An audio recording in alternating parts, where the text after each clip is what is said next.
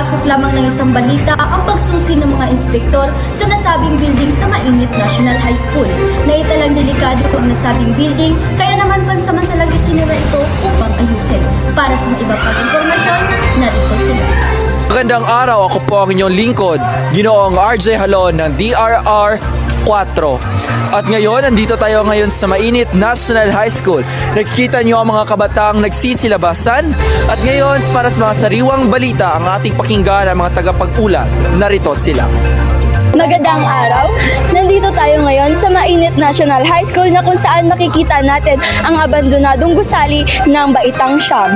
At ayon sa aming mga nakalap na impormasyon dito, RJ, no? Ang gusaling ito ay natayo mahigit 10 taon na ang nakakalipas.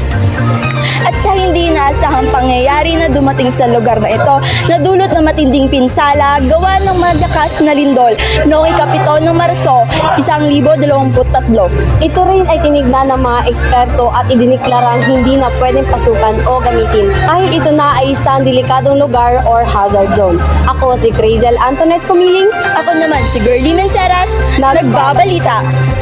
Ngayon, tingnan naman natin ang kabilang bahagi. Maraming salamat.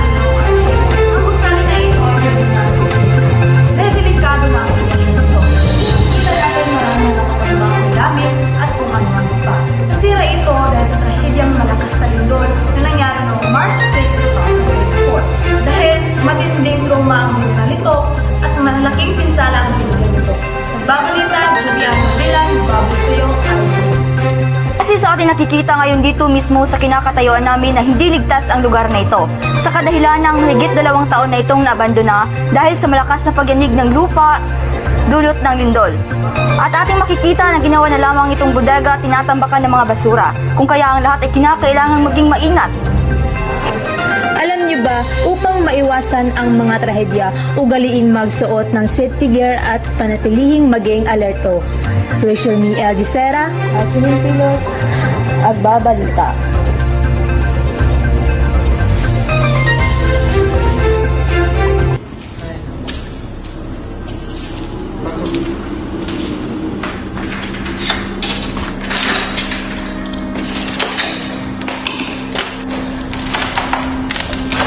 Ay, tika lang na pre.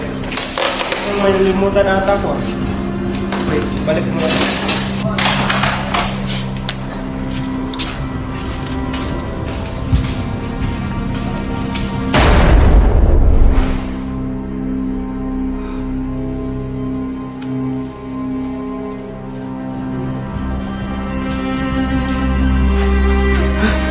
Pre!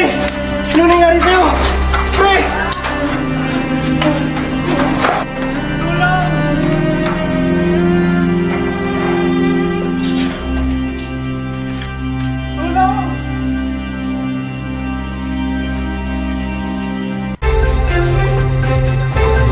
Magandang araw, ako nga pala si Binibining Angela ng DRR4.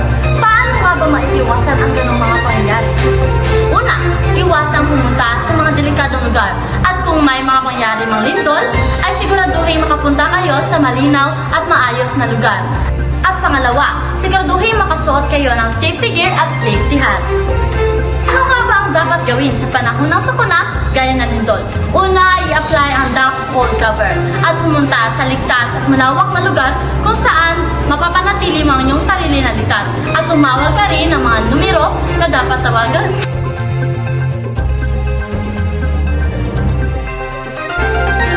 Maraming salamat at dito muna tayo magtatapos ang ating balita. Muli kami ang DDR 4.